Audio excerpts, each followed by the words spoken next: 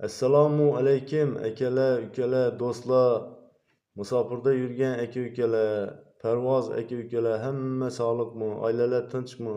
Bardam baquvvatmisiz? Parvozlar, xo'rozlar zo'rmi? Zo'r bo'laversin. Eng zo'ri bo'lib yursin, chempion bo'lib yursin. Birgalikda aka-ukalar. Musofirdagilar, sizlar yaxshimi?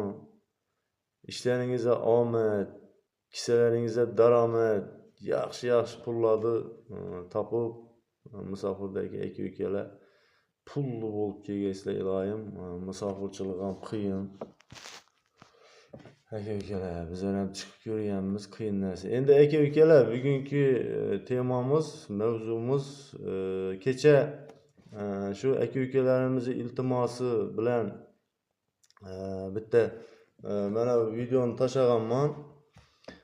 Bu videoda masalan shunday bo'lgan, jo'jalar sotiladi. Zilyonka surtilgan jo'jalar sotilmaydi aka-ukalar.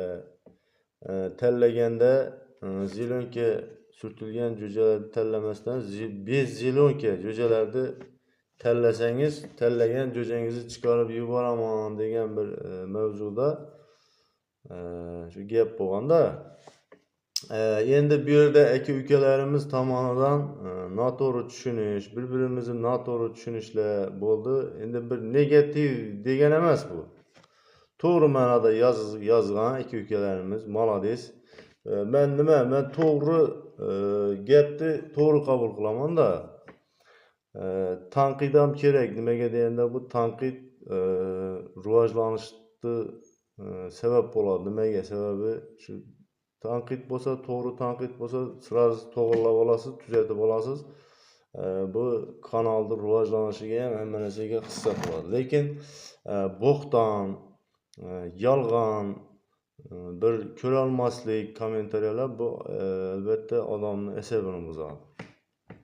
Endi aka-ukalar, bu zilyonka surtilganini o'zingizga qo'yibmisiz degan mavzuda kommentariya, telefon qo'ng'iroqlar yoki bo'lmasa zilyonka surtilgani eng zo'rimi?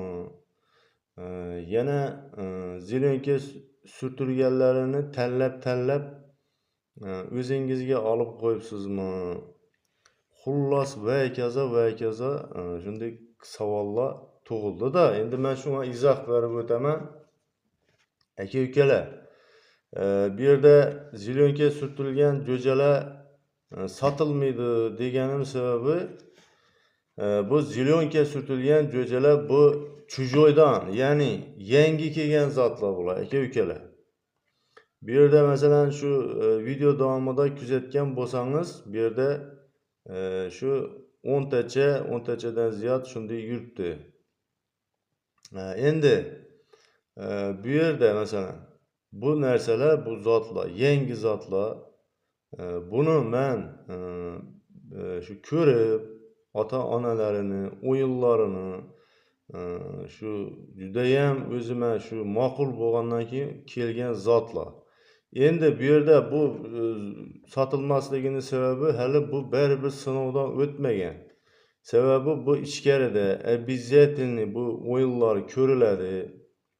Konkretni shu haqiqatdan ham talabga javob beradigan bo'lsa, keyin yangi yilga bu aka-ukalarimizga sotuvga chiqadi. Aka-ukalar, endi bu yerda masalan zilyonka surtilmagan jo'jalar bular aka-ukalar, bular o'tgan bular. Tajribadan o'tib, bu o'tgan yilgi bular bu jo'jalar aka-ukalardan ham уже rezultatlar kelib turibdi. Toshkentdan keldi, Farg'ona, Namangan, polностью yutuqlari kelib turibdi aka-ukalar. O'yinlari masalan ma'qul kelib, rahmat Farhod aka. Gap yo'q. 10 minutda Namanganlik Obidjon degan ukamiz bor, masalan shu Hanjardan sotganman bu. Unga ham bir 2003-yilda sotganman. Endi o'ynab boshladi hali. Birinchi o'yinini tashlab berdi. O'zidan judayam katta, o'zidan boquda turgan, to'liq tig'iz narsaga yuborgan o'zi. yosh cho'jani birinchi o'yini 10 minutda maydalab berdi aka. Rahmat degan nimada shu Telegram guruhga ham tomosha qilsangizlar tashab qo'yibdi videosini.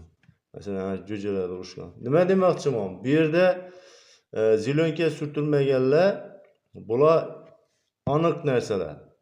Aniq. Hammasi tagi tugi hammasini aytib berishim mumkin. Masalan, tovuqlari gematoma, otasi Hanjardi bolasi. Hanjardi bolasi masalan Turk mekandan chiqqan. Turk mekanni otasi ham hammasi donisi bor. U Turk mekanni ham otasi ho'kiz yutgan. Xullas kelamda. Xullas kelam shu noto'g'ri tushunmanglar. Endi meni bu yerda soddachiligim bor-da. Hech kimdan Allohdan yashirmayman, hech kimdan uni masalan ko'rsatmasligim ham mumkin bu. Bu yerda menda hech qanday sekret yo'q.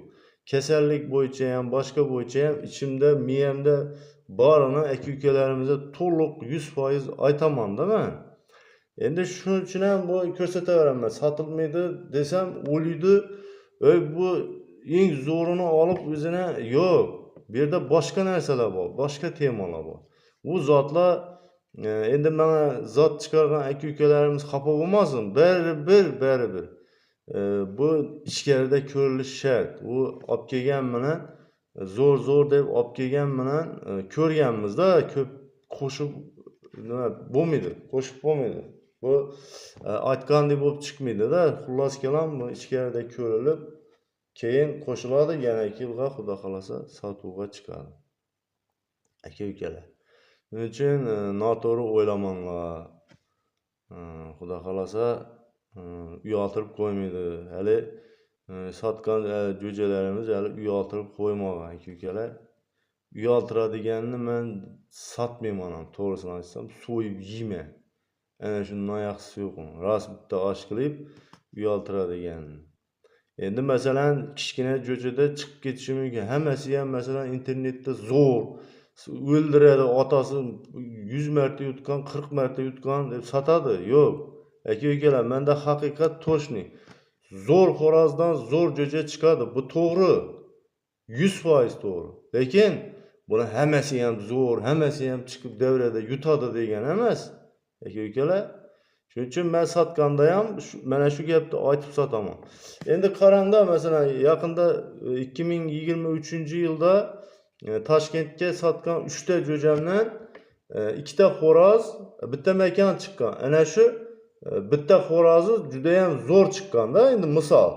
Bitta xo'roz endi o'rta miyona bo'lib chiqqan. Endi qanaqa desam aytadi, shu aylanib ko'p aylanadi deydi-da. Endi bu ham masalan o'zi yosh o'tgandan keyin 1 yillik, 2 yillikdan keyin yaxshi rezultat ko'rsatib boshlashi mumkin. Uni hech kim bilmaydi. Endi bittasi zo'r chiqqan. Shu oxirgi o'yinimizda endi 5 milliondan yutdi degan nimalar bo'ldi. Keyin xullas kelam nima demoqchiman? Zo'r narsadan zo'r narsa chiqadi. Bu zo'r narsani bolalari hammasi ham zo'r bo'ladi. Davlaga tashading o'tib yutaveradi degan gap emas. Nimaga? Sababida bu shu parrandaning avlodida 7 avlodida qanday xo'rozlar o'tgan, qanday nimalar o'tgan, bu genida bor u narsa. U qo'shib beraveradi. Har xil qilib beraveradi. O'yinini ham, ko'rinishini ham, vesini ham. Shuning uchun shularni e'tiborli bo'lish kerak. Aka-ukalar, sog' salomat bo'lamiz. Yanagi videolarda diydor qadar uchrashguncha Allohga omonat sizlar.